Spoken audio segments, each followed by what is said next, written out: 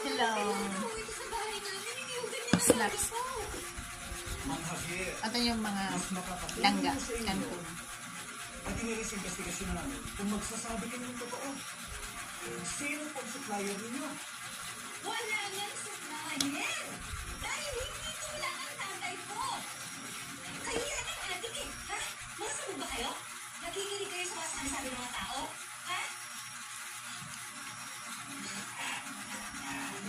Mga polis, wala akong kinalangan dyan.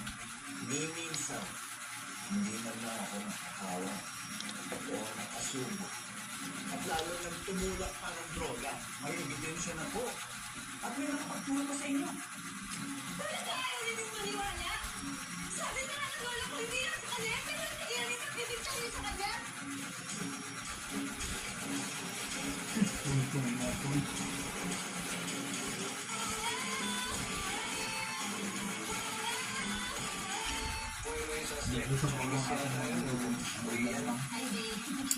Dapat nakikinig na po.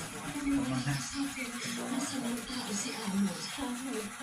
His whole subject. For real, after subject.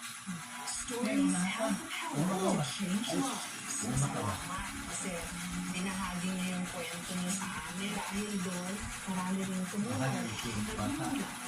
Lahat po yan, parte ng reclamation project.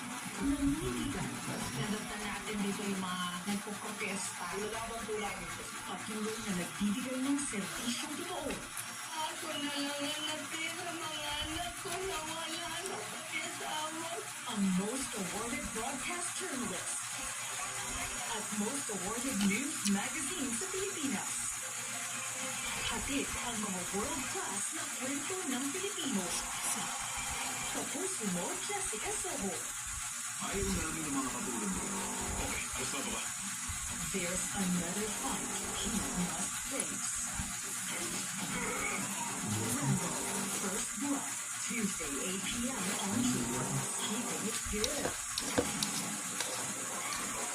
Maglaw ka, naniniwala kang kaya